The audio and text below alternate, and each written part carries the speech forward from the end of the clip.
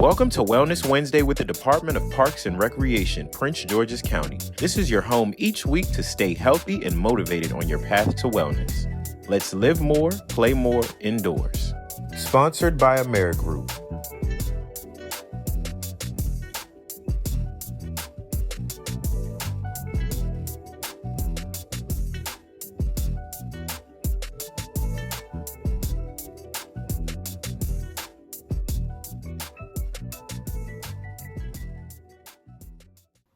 Hi, I'm Tisha, and today we're going to learn about the stress process and 3 coping techniques. Stress is a substantial imbalance between demand and response capability, where failure to meet the demand has important consequences. A stressor is intense physical or psychological demand placed on you. So basically, a stressor is anything that causes you stress. Let's take a look at this formula. S equals P is greater than R. This just means that stress occurs when the pressure is greater than the resource. Let's jump right into the stress process. There are 4 stages to the stress process: environmental demand, perception of the environmental demand, stress response, and the behavioral consequence. Let's take a look at each one. In stage 1, the environmental demand, that simply means that some kind of environmental demand is placed upon you. Some kind of stressor has caused you stress. As we go through this, think about some kind of demand that was placed on you where the pressure is greater than the resource. In stage number 2, this is where you're trying to figure out internally whether the demand is a threat or not. This is where you decide if there's an imbalance between the demand placed on you and your ability to meet those demands. If you cannot meet those demands, then it turns into stress. So think about how you view this demand. Is there an imbalance? Do you have the resources to meet this demand? Stage number 3. This is your physical or psychological response to the way you view that demand or the way you view that stressor. How is your body responding? How are you responding? Do you have sweaty palms? Do you have butterflies in your stomach? Do you have negative thoughts? Are your muscles tense? Are your shoulders elevated? Is your heart beating fast? How is your body responding to this demand or stressor? And stage number 4 is your actual response or behavior as it relates to the demand. How are you responding to this? Think about the behavior you display when you're placed under stress. Is it healthy? Now, this stress process becomes a continuous cycle. After you hit stage 4, you start again with stage 1, maybe with a different type of stress that's placed on you. And it just keeps on going and going and going. So it's very important that you understand these stages and you know how you respond to the stress and you know how you display the behavior as it relates to the stress. Now that you're able to go through the stress process to identify your stressors, how are we going to overcome our stressors? There's 3 different ways that you can do it. And now you won't use the same method for each stressor because they're different. We have problem-focused coping, cognitive-focused coping, and emotion-focused coping. 3 different coping strategies that you can use depending on your stress and stressors. Let's go through each one of them. The goal of problem-focused coping is to prevent or manage the stressful demands that you experience.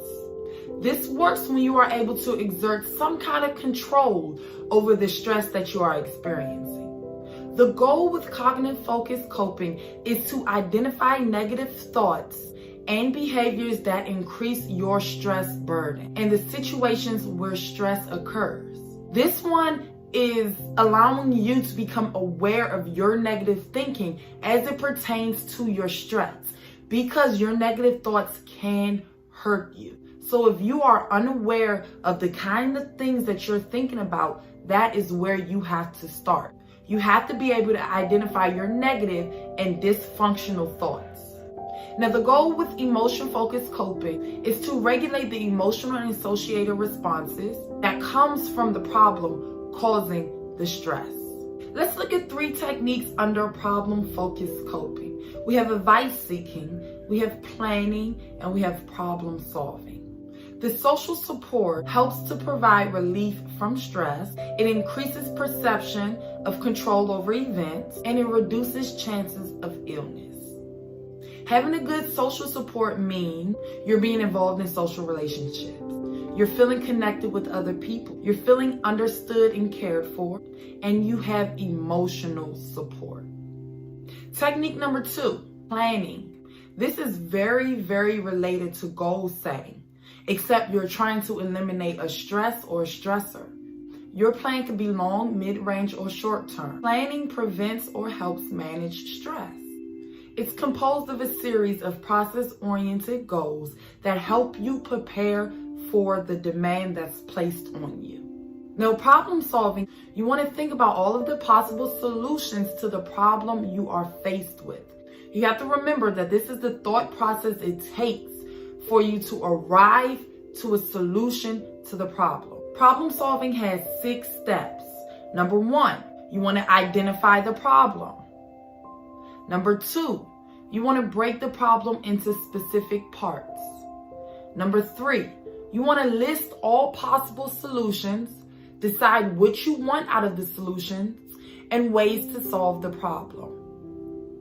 Number 4, you want to explore the consequences of each solution. Number 5, you want to set the course. And number 6, go for it. Under cognitive focused coping, we have 2 techniques, self-talk log and affirmations. With your self-talk log, you can carry it around. It can either be a journal, or you can use your phone or a voice recorder, however you want to log your thoughts. You want to log it for at least 3 days. The first couple of days, it may be kind of hard or difficult to actually become aware of what you're thinking about. When you have your thoughts, you want to record them as soon as you can, if possible, if you're capable of doing it. Okay? You want to record all of your negative and dysfunctional thoughts. When you're recording your negative and dysfunctional self-talk, you want to remember to include the circumstances, the environment or the situation you're in, what happened that led up to that negative thought, and you can even go as far as to how you responded to the negative thought and to the situation. Technique number 2, affirmations are statements that reflect positive attitudes or thoughts about yourself. They are statements about what you want, phrased as if you already have it. They are potentially believable and vivid. They capture the desired feeling, and slogans can be used as affirmations. So you want to use an affirmation that again leads to the desired feeling or thing that you want. You have to believe this. And the more you say it to yourself, the more it will come true. There's a handful of techniques under emotion-focused coping, but today we're going to review 2. Concentration breathing and momentary muscle relaxation. If you experience stress in a high-pressure situation, your breathing is affected in one of 2 ways. You're either holding your breath or you're breathing rapidly and shallowly from your upper chest. Concentration breathing is a great exercise for people who have distracting thoughts. It is very, very closely related to meditation. It's actually one of my favorites. You want to concentrate on focusing your attention on your breathing rhythm. If your mind wanders to some other thought between your inhale and exhale, you want to redirect your attention back to your next breath, letting the intruding thought disappear. Think about becoming more relaxed when you exhale as you continue to focus on the rhythm of your breathing. There's 2 exercises under momentary relaxation, and these can take 10 to 30 seconds whenever you're feeling uptight. Quick body scan. Quickly scan your body from head to toe, only stopping at your body parts or your muscle groups that are tense. Release that tension and keep scanning your body. Neck and shoulder check. This is a common area that carries excessive tension when you're worried or anxious. Scan this area for any undue signs of tension. Tense and relax, or release it passively. I always like to remind people of this by saying drop your shoulders. If you ever check your shoulders and your shoulders are elevated or up to your ears, simply drop your shoulders. Thank you all for tuning in. I hope these techniques and this quick lesson on stress management will help you. Actually try to use them. It may not work the first time, but remain consistent and you will see a change in how you manage your stress.